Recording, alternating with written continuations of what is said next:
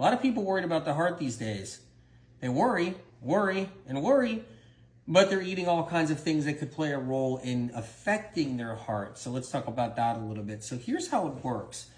Yeah, the more fat we eat, the more difficult time the heart has as we get older. I know that's tough to hear because you hear fat's good for us. We need fat. Everybody should be eating lots of fat. Well, basically, that's just permission to get a sick heart down the road. So here's how it works. Your liver is the start of your heart problem. So anybody's heart problem starts in the liver. Regardless of what it is in the heart, it starts from the liver, unless someone comes into this life, they're born with a heart condition right off the running. But if they've lived their life, everything's been going good, they get older and they get a heart condition, it starts from the liver. So here's how it works. Your liver's the filter. Your heart's the pump. Your heart's pumping blood. That blood's being sucked through the liver. So it's like a fish tank. You got a filter inside the fish tank. The filter is sitting there filtering all the water inside the fish tank. Your heart, right? That's what it's doing. It's pumping, pumping, pumping. You got the filter right here. And you're filtering all your blood. So as years go on, toxins and different kinds of poisons from air fresheners, colognes, perfumes, from pesticides, herbicides, fungicides, to everything that we're up against these days gets filtered into the liver, including pathogens. So little bugs too get into the liver, bacteria, viruses, different pathogens. But here's the other thing. As we're eating fat every day, because everybody's diet is comprised of mostly fat, no one believes that.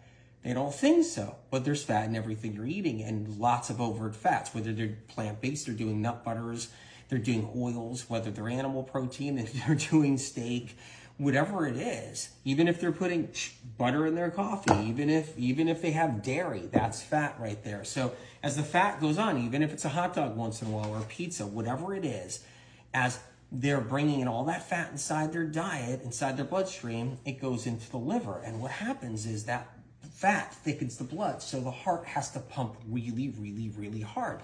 So it has to do a lot of pumping.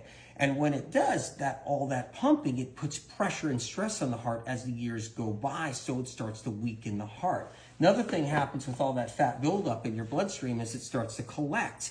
Yeah, even healthy fats will start to collect on the inside of the arteries and veins. So that's another thing that happens too. So over time, the liver gets congested. We get the fatty liver. Even if though we weren't diagnosed with a fatty liver, we still get a fatty liver.